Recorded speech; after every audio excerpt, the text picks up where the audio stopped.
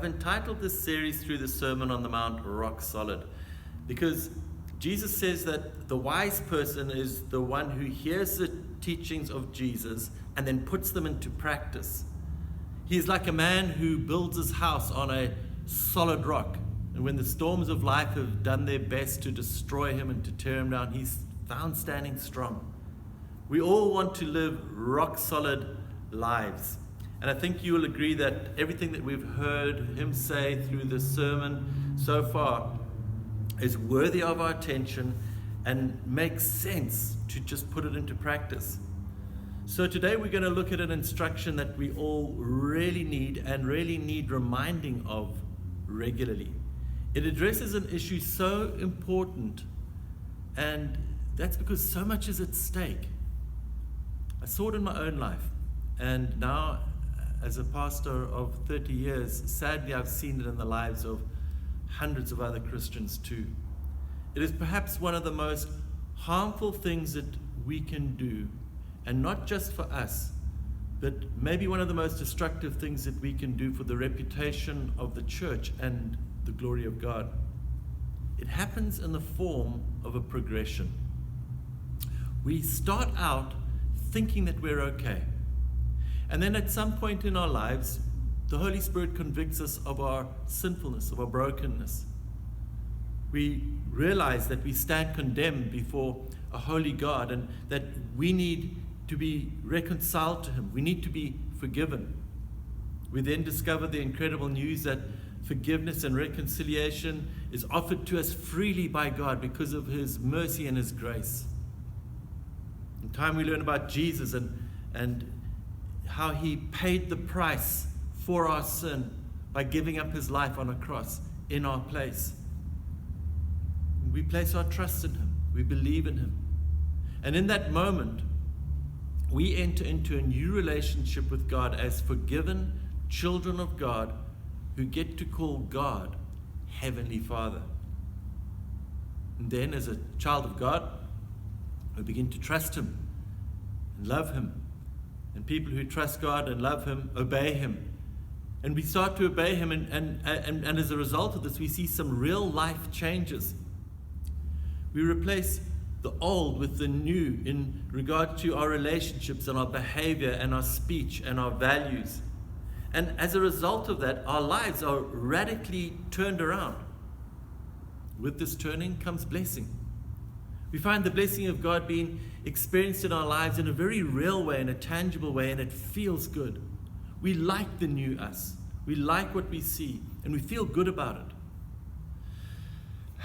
But then, in a subtle way, the sin of pride ever so quietly pokes its head up in our hearts.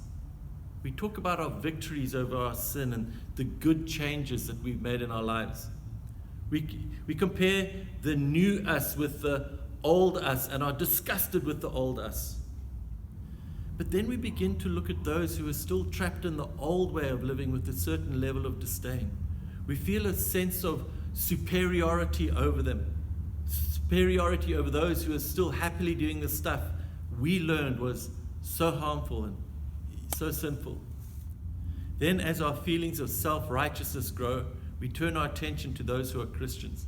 And it's not hard to find plenty who have not arrived at the same level of righteousness as we have, and just as easy to find others who mess up and fall and fail.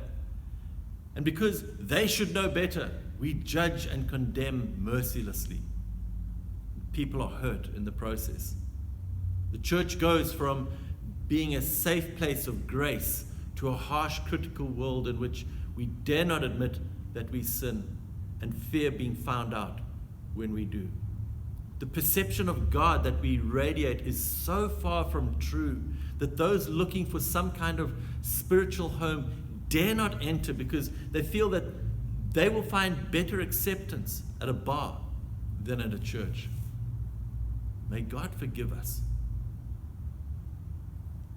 How awesome is it that Jesus knows exactly what we are like, and yet He does not give up on us, but instead He addresses this very issue in this next message from the Sermon on the Mount. So let's take a look. Matthew chapter 7, verse 1, he says this: "Do not judge, or you will be judged. For in the same way you judge others, you will be judged. And with the same measure you use, it will be measured to you. Why do you look at the speck of sawdust in your brother's eye and pay no attention to the plank in your own eye? How can you say to your brother, 'Let me take the speck out of your eye,' when all the time there is a plank in your own eye? You hypocrite. First take the plank out of your own eye, and then you will see clearly to remove the speck from your brother's eye." Now, I'm sure that even if you've never been inside a church before, that you would have heard about this command, do not judge. And you probably have heard of this imagery of the guy with the plank in the eye that is used to illustrate it. So let's take a closer look and see what it is that we are being called to do and be here. So here is the command. It's simple. Do not judge. Now, before we go any further, let's get something out of the way. Here's what Jesus is not saying. He's not saying, do not practice sound judgment. He's not saying, do not judge between right and wrong. He's not saying, do not discern between true and false. Everything Jesus teaches is in accordance with the scriptures. The principles found in the scriptures that have preceded his teaching still hold true. So, for example, in Proverbs chapter 3, verse 21, we read this: "My son, preserve sound judgment and discernment. Do not let them out of your sight. They will be life for you, an ornament to grace your neck." Proverbs 10:13, "Wisdom is found on the lips of the discerning, but a rod is for the back of him who lacks judgment." Psalm 34, verse 14, "Turn from evil and do good, seek peace and pursue it." Well, to turn from evil and to do good, you have to judge between the two.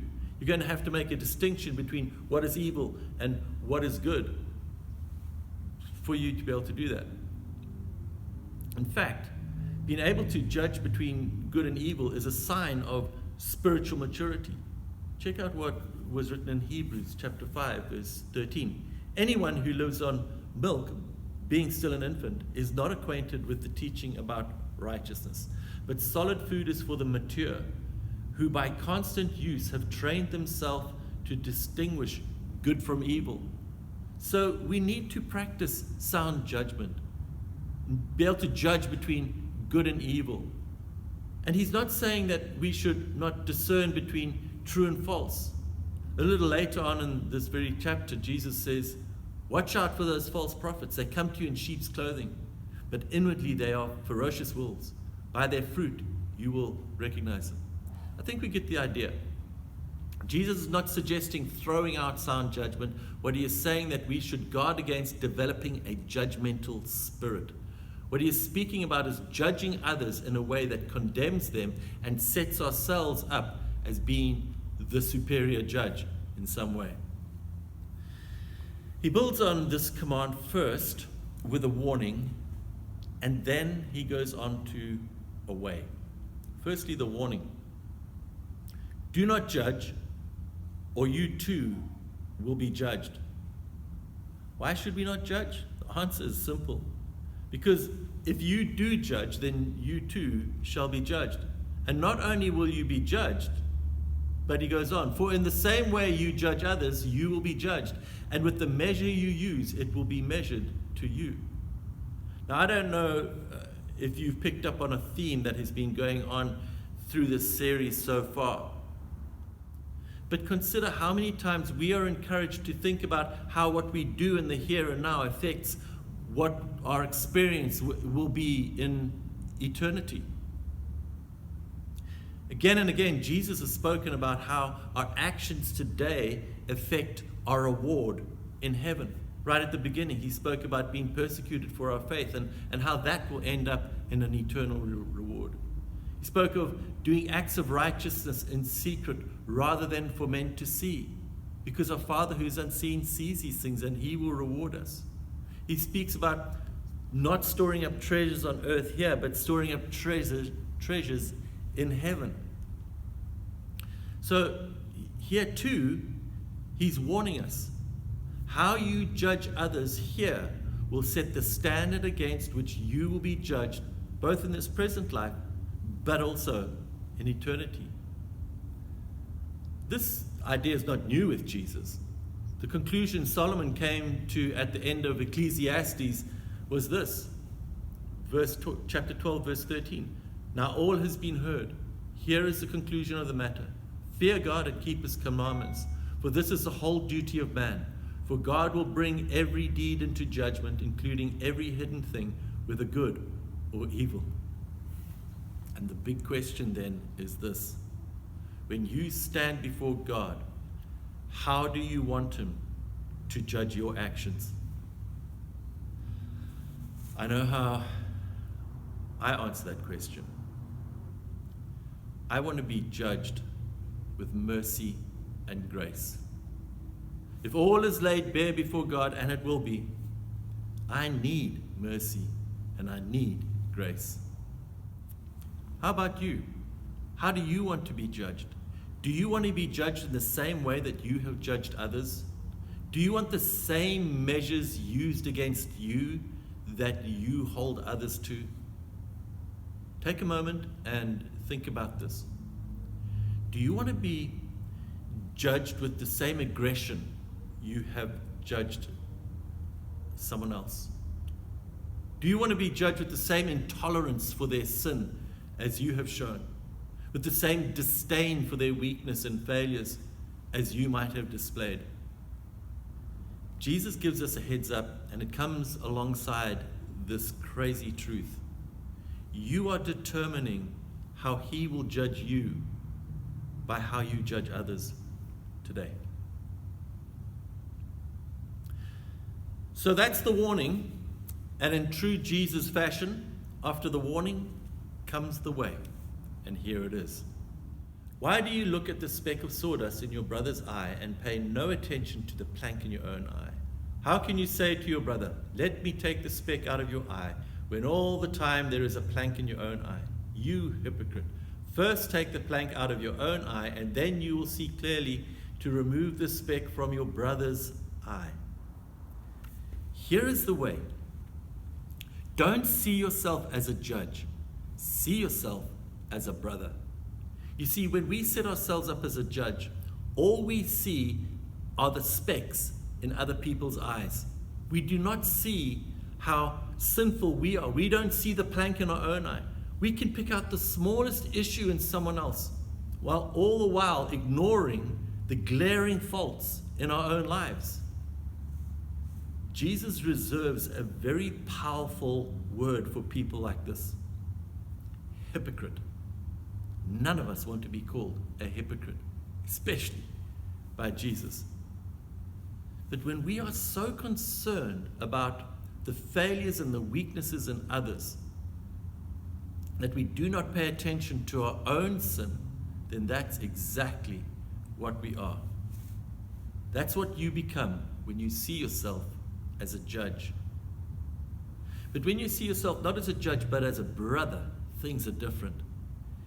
Jesus is not saying ignore the speck in your brother's eye. He's not saying mind your own business and let your brother continue on life with that speck.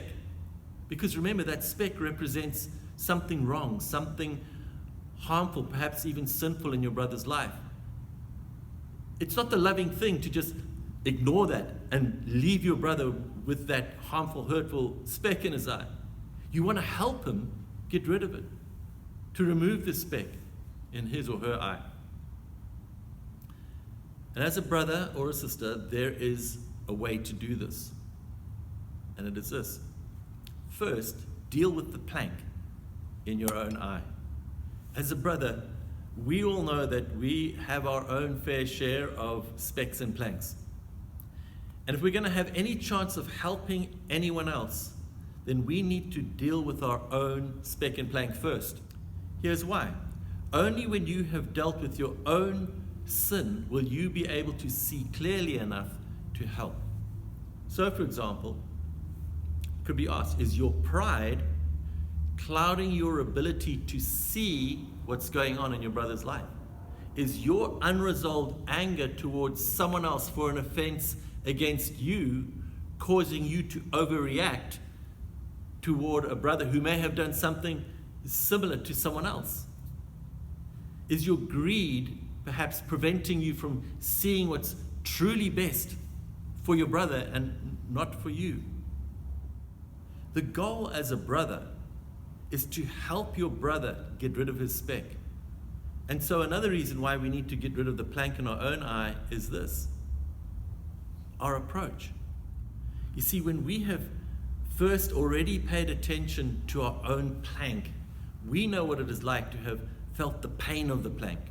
We have faced the guilt or the shame. We have suffered the embarrassment of our failure, and we know how our brother feels. Our approach toward him or her is going to be so much more understanding and compassionate. Rather than come at them, we come alongside them. We approach as another weak brother recovering from the same fall, and our approach is welcome, because our brother sees that we're not there to judge, but to help and to heal.